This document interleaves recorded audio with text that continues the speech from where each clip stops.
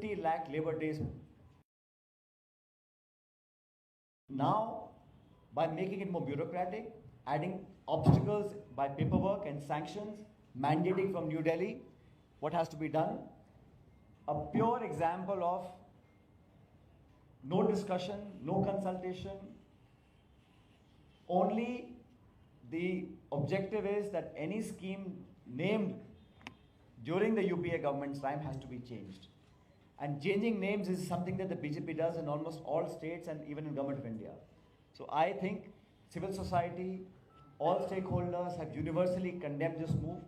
This was unwarranted, and the Congress party has taken a very strong view on how to oppose this.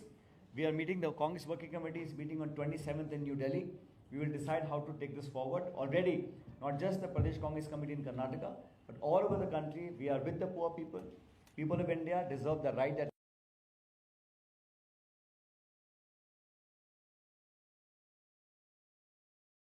the only lifeline for millions and millions of people. 15 crore people today face a problem when they have a natural calamity or a drought or migration. All these issues will multiply and add stress to the rural foundations of India. Instead of strengthening it, instead of making it more resilient or more effective, they have unilaterally, without discussion in parliament, without consulting state governments, imposed the burden from 90-10 to 60-40 as a new ratio, deciding everything from New Delhi, mandating what they feel as schemes to be done. December, Rahul Gandhi ji in the so-called National Herald case.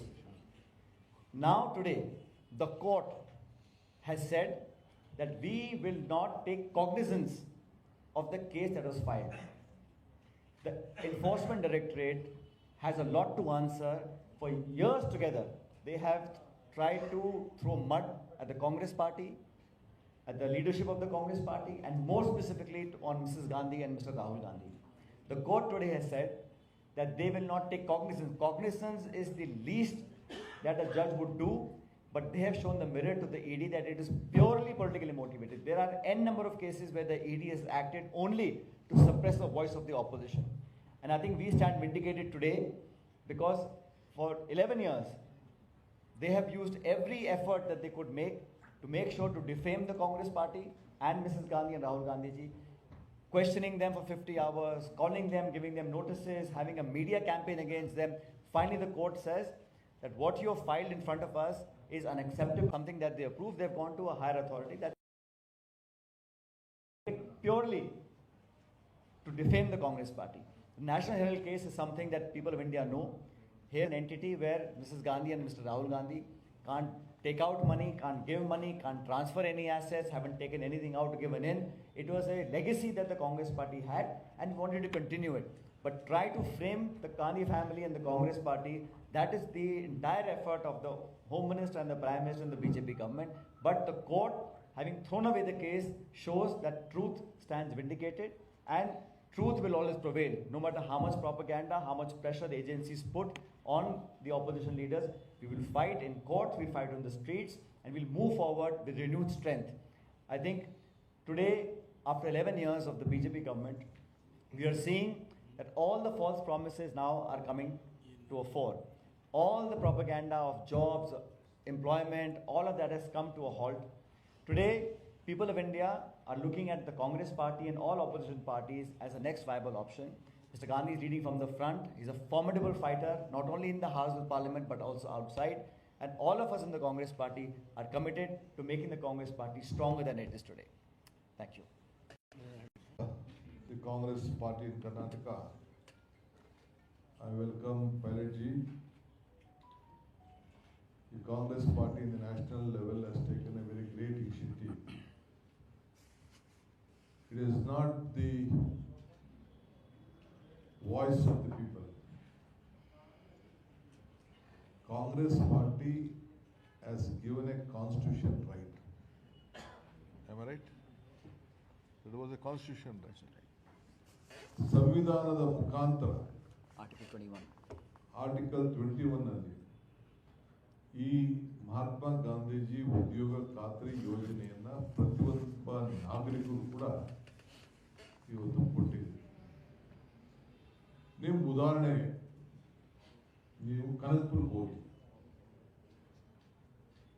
ಈ ನರೇಗಾ ಯೋಜನೆ ಇಡೀ ಭಾರತದಲ್ಲಿ ನನ್ನ ಕ್ಷೇತ್ರದಲ್ಲಿ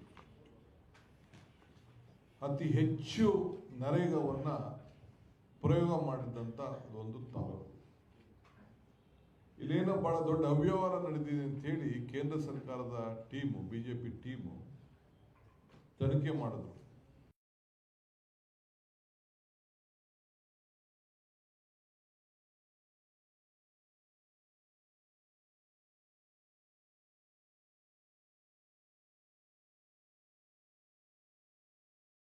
ನೋಡಿ ಅವರೇ ಆಶ್ಚರ್ಯಪಟ್ಬಿಟ್ಟು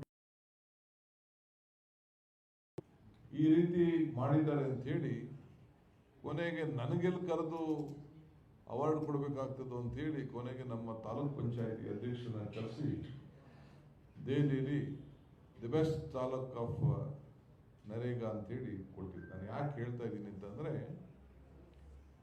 ಪ್ರತಿಯೊಂದು ಪಂಚಾಯತಿಲಿ ಈ ನರೇಗಾ ಯೋಜನೆಯಲ್ಲಿ ನಮ್ಮ ಸಂವಿಧಾನ ಹಕ್ಕು.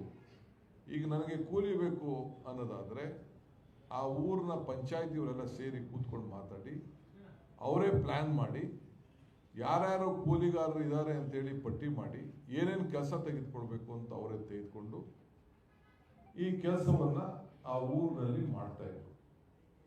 ಪ್ರತಿದಿನನೂ ಎನ್ರೋಲ್ ಮಾಡ್ತಾ ಇದ್ರು. ಇನ್ಫ್ರಾಸ್ಟ್ರಕ್ಚರ್ ಕ್ರಿಯೇಟ್ ಮಾಡಬೇಕಾದ್ರೆ ಅದಕ್ಕೊಂದು 75% 25% ಇತ್ತು. ಮಿಕ್ಕಿದು 10% ರಾಜ್ಯ ಸರ್ಕಾರ 90% ಕೇಂದ್ರ ಸರ್ಕಾರ.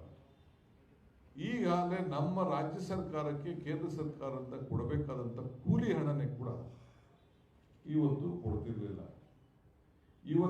ಇವತ್ತು ಮಹಾತ್ಮ ಗಾಂಧೀಜಿಯವರ ಹೆಸರಿನಲ್ಲಿ ಈ ಉದ್ಯೋಗ ಖಾತ್ರಿ ಯೋಜನೆಯ ಹೆಸರನ್ನ ಬದಲಾವಣೆ ಮಾಡಿ ಸ್ವರೂಪ ತೆಗೆದಿದ್ದಾರೆ. ಅವರ ಹೆಸರಿನಲ್ಲಿ ಇರುವಂತಹ ಉದ್ಯೋಗ ಖಾತ್ರಿ ಯೋಜನೆಯ ಕಾರ್ಯಕ್ರಮವನ್ನ ಕೊಲೆ ಮಾಡಲಿಕ್ಕೆ ಈ ಒಂದು ಹೊಸ ಬಿಲ್ ಅನ್ನ ತೆಗೆದುಕೊಂಡು ಬಂದಿದ್ದಾರೆ. ಇದು ಇಡೀ ದೇಶದ ಪ್ರಜಾಪ್ರಭುತ್ವದ ವ್ಯವಸ್ಥೆಯ ಎಲ್ಲ ಪ್ರತಿನಿಧಿಗಳಿಗೆ ಇದು ಶಾಕಿಂಗ್. ಇಡೀ ಪಂಚಾಯತ್ ರಾಜ್ ವ್ಯವಸ್ಥೆಯಲ್ಲಿ ಕೆಲಸ ಮಾಡಿದಂತ ಪಂಚಾಯತಿ ಮೆಂಬರ್ಗಳಿಗೆ, ಅಧಿಕಾರಿಗಳಿಗೆ, ಗ್ರಾಮೀಣ ಪ್ರದೇಶದ ಕೂಲಿ ಕಾರ್ಮಿಕರಿಗೆ, ಯಾರೋ ಫೋನ್ ಮಾತಾಡ್ತಾರೆ, ನಿಲ್ಸೋ, ಪ್ರೆಸ್ ಕಾನ್ಫರೆನ್ಸ್ ಮಾಡೋಕೆ ಫೋನ್ ಮಾತಾಡ್ತಾರೆ, ಎದ್ದೋಗಿ ಇಲ್ಲಿಂದ. ಸೊ ಇಲ್ಲಿ ಏನು ನಾವು ಒಂದು ವ್ಯವಸ್ಥೆ ಮಾಡ್ತಾ ಇದ್ದೀವಿ, ಇಲ್ಲಿ ಏನು ಈ ಕಾರ್ಯಕ್ರಮವನ್ನು ನಾವು ರೂಪಿಸಿದ್ದೀವಿ, ಇಡೀ ರಾಜ್ಯದ ಜನತೆಯಲ್ಲಿ, ನಮ್ಮ ರಾಜ್ಯದಲ್ಲಿ, ಬೇರೆ ರಾಜ್ಯಗಳಲ್ಲಿ ಎಲ್ಲ ಶಾಕಿಂಗ್. ಇದು ಎಷ್ಟು ಜನ ಈ ಉದ್ಯೋಗ ಖಾತ್ರಿ ಯೋಜನೆಯಲ್ಲಿ ರಿಜಿಸ್ಟರ್ ಮಾಡ್ಕೊಂಡಿದ್ದಾರೆ, ಅವರೆಲ್ಲರೂ ಕೂಡ ನೇರವಾಗಿ ಅಕೌಂಟ್ ಹೋಗ್ತಾ ಇತ್ತು. ಒಂದಷ್ಟು ಇನ್ಫ್ರಾಸ್ಟ್ರಕ್ಚರ್ಗಳು ಅವ್ರಿಗೆ ಕೂಲಿನೂ ಸಿಗ್ತಾ ಇತ್ತು, ಗ್ರಾಮೀಣ ಪ್ರದೇಶದಲ್ಲಿ ಇನ್ಫ್ರಾಸ್ಟ್ರಕ್ಚರ್ ಆಗ್ತಾ ಇತ್ತು. ನಾನು ಬೇರೆ ನೀವೆಲ್ಲೂ ನೋಡ್ಬೇಕಾಗಿಲ್ಲ, ನನ್ನ ತಾಲೂಕೆ ಸಾಕು. ನೀವು ಹೋಗಿ ಪರಿಶೀಲನೆ ಮಾಡ್ಬಿಟ್ಟು ಏನೇನು ಮಾಡಿದ್ದೀವಿ ಅನ್ನೋದನ್ನ ನೀವು ನೋಡಬೇಕು. ಯಾವ ರೀತಿ ಕಟ್ಟಿದ್ದೀವಿ, ಏನು ಎಷ್ಟು ಅಭಿವೃದ್ಧಿ ಆಗಿದೆ, ಯಾವ ರೀತಿ ಆಗಿದೆ, ಏನೇನು ಕೆಲಸ ಮಾಡ್ಲಿಕ್ಕೆ ಸಾಧ್ಯ ಇದೆ ಅಂತೇಳಿ. ಹಿಂದೆ ಬಳ್ಳಾರಿಗೆ ಹೋಗ್ಬೇಕಾದಂಥ ಸಂದರ್ಭದಲ್ಲಿ ಪಾದಯಾತ್ರೆ ಮಾಡಿದಾಗ ನನಗೆಲ್ಲೋ ಒಂದು ಜಾಗದಲ್ಲಿ ಒಂದಷ್ಟು ಹೆಣ್ಮಕ್ಳುಗಳು ಅಥವಾ ತೊಡಕುಗಳನ್ನು ಹೇಳಿದ್ರು. CP ಜೋಶಿ ಸೊ ಬೇರೆ ಜಮೀನಲ್ಲಿ ಹೋಗಿ ಕೆಲಸ ಮಾಡಲಿಕ್ಕೆ ಬೇರೆಯವ್ರಿಗೂ ನಾಚಿಕೆ ಪಡ್ಕೊಳ್ತಾರೆ ಅಂತೇಳಿ. ಸೊ ಅವತ್ತು ಅವ್ರು ಕರೆದು CP ಜೋಶಿ ಅಂತ ಕಳಿಸಿ ಇದೇನು ನೋಡು, ಪರಿಶೀಲನೆ ಮಾಡಿ ನೋಡು ಅಂತ ಹೇಳಿದ್ರು. ಆಮೇಲೆ ತನ್ನ ಸ್ವಂತ ಜಮೀನಲ್ಲೇ ಈ ನರೇಗಾ ಯೋಜನೆ ಮಾಡಿಕೊಂಡ್ರೆ, ಅವನ ಸ್ವಂತ ಆಶ್ರಯ ಮನೆ ಕಟ್ಕೊಂಡ್ರೆ, ಅವನು ದನಿನ್ ಕೋಟೆಗೆ ಕಟ್ಕೊಂಡ್ರೆ, ಅವನದೇ ಆದಂತ ಜಮೀನಲ್ಲಿ ವ್ಯವಸಾಯ ಮಾಡಿಕೊಂಡ್ರೆ ಅದಕ್ಕೂ ಕೂಡ ಕೂಲಿ ತೆಗೆದುಕೊಳ್ಳಲಿಕ್ಕೆ ಅವಕಾಶ ಮಾಡಿಕೊಟ್ಟಂತ ಒಂದು ಐತಿಹಾಸಿಕವಾದಂತ ಯೋಜನೆ ಇದು. Paraji, when I come and met Madam and shared about the problems within this stage, that day CP Joshi was there as the Rural Development Minister. I gave a proposal to Madam, and Madam, she referred to it.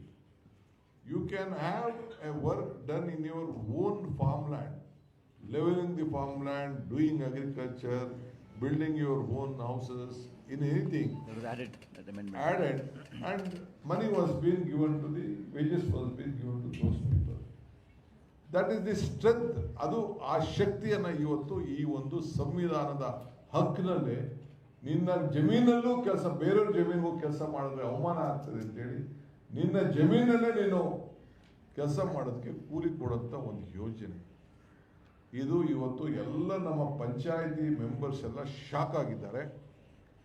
ನಮ್ಮ rural development minister Priyank Kharge ಅವರು ಈ ವಿಚಾರಕ್ಕೆ ನಾಳೆ ದೆಹಲಿಯಲ್ಲಿ ಒಂದು meeting ಕರೆದಿದ್ದಾರೆ. ಒಂದು ದೊಡ್ಡ ವ್ಯಾಖ್ಯಾನ ನಡೀತೀವಿ, ಚರ್ಚೆ ಮಾಡಿ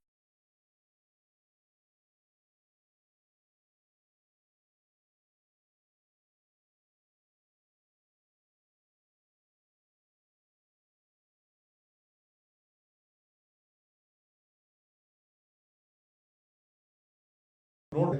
ಕೊಲೆ ಮಾಡಿದ್ರು ಇದರಲ್ಲಿ ಯಾವ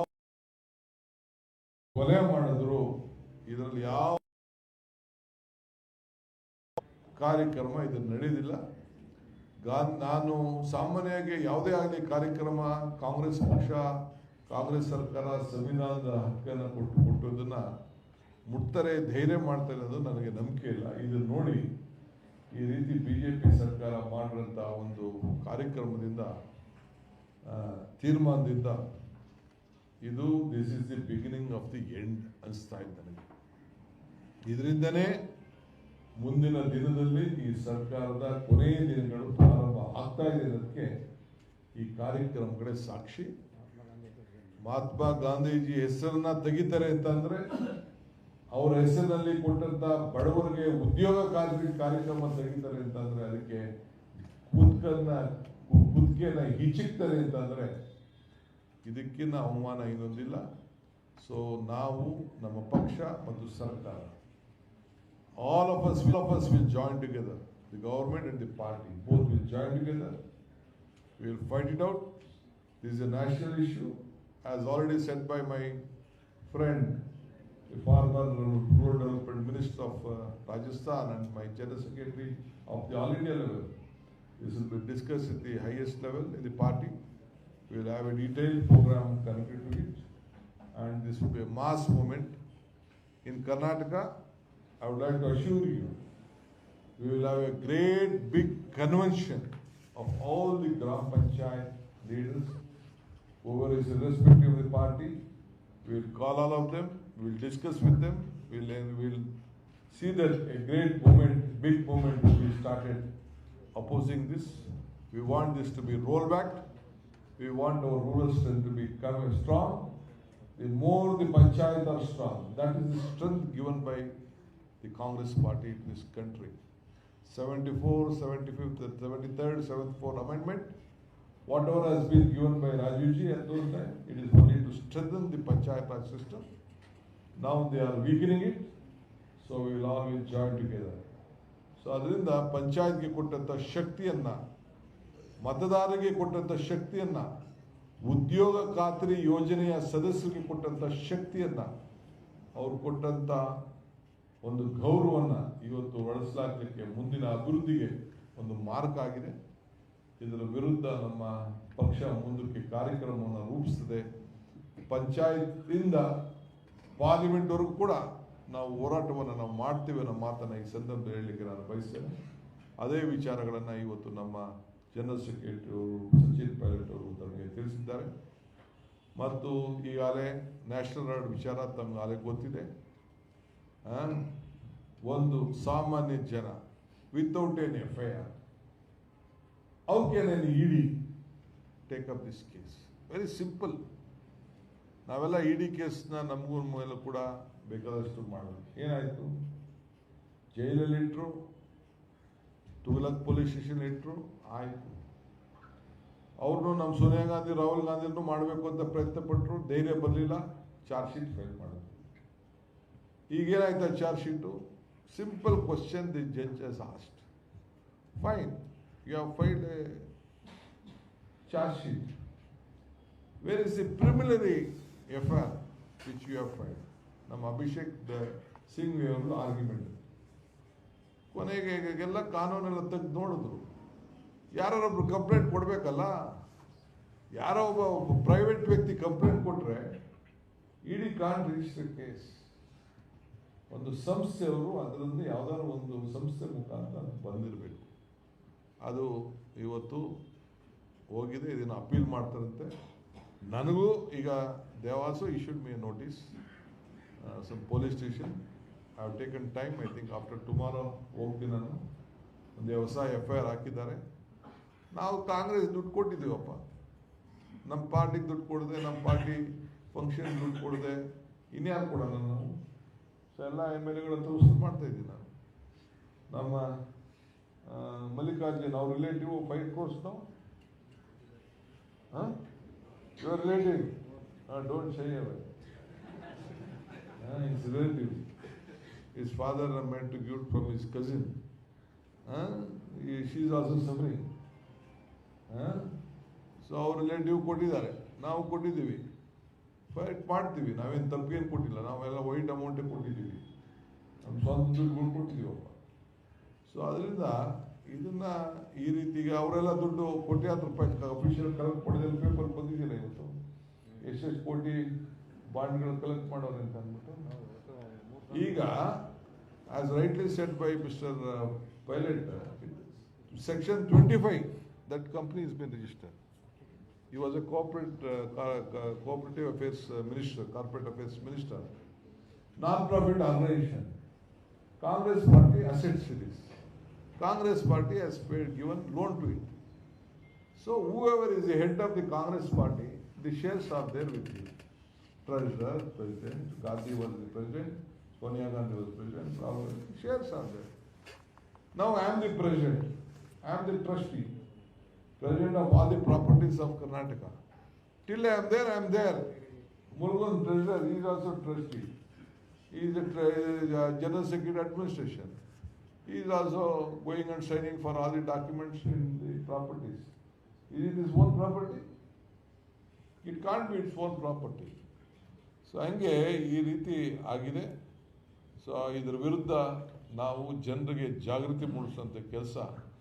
I am very happy our leader has come today to enlighten all of us. This is the beginning. We will take to the streets from Panchayat to Parliament. We will fight again. We will see that it will roll back. We will see that the Congress party stands to the people of this country. Congress history is country's history.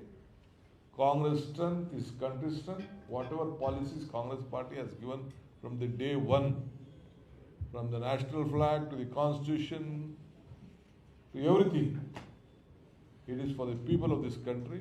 So we will see that it is being protected. Election comes, election goes, we may win, we may lose, but still sun also will rise and sun also will come down one day. So this is the beginning of the end, according to me. Anyway, let us take this. We will decide on 27th, the Congress Party Working Committee, as said by our leader, they will decide and they will give us a direction. We will take it forward. Thank you. Any question? Our Sachin will answer.